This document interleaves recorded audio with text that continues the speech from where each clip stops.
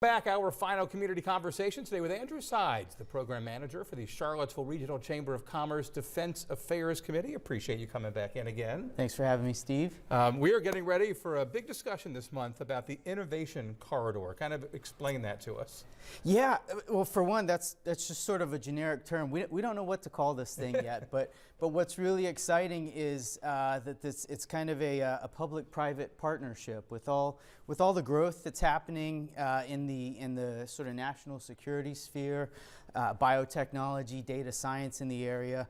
What we really thought would be nice to do is sort of bring together a lot of those leaders from both local government, private sector, University of Virginia, UVA Foundation, and have a little bit of discussion where there's a few minutes of presentation from each of those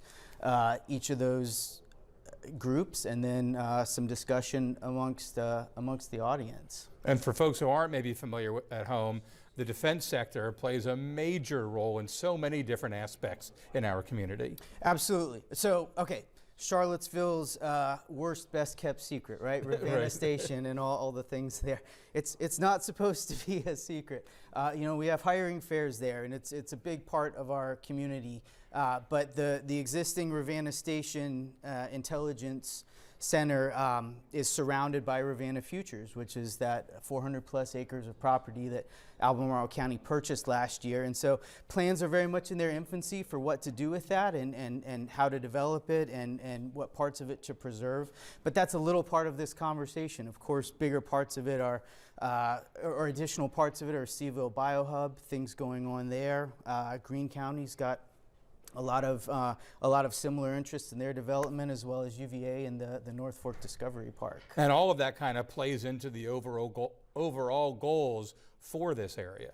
Absolutely, sure. So, I mean, look, to me it seems like a win-win because it drives growth, it drives jobs, it brings in tax revenue, things like that. And when we're talking national security and biotech, you know, we're talking health and safety and you know, what better things for us to have industries built around. Is this open to the public, maybe people who aren't too familiar with everything that's happening around here? It is, absolutely. Registration's required. Go to sevillechamber.com, click on events, and sign up. So it's on January 23rd, a week from tomorrow, over the lunch hour. Public is welcome. There will already be a lot of, again, this public-private sort of coalition thing that's happening. There will already be a lot of government and local sort of business leaders there. But anyone from the general public who'd like to sign up while we still have space, please do so. The insight can be productive and fascinating, no doubt. I hope so. Absolutely. I appreciate you coming in again. Thanks today. so much for having me, Steve.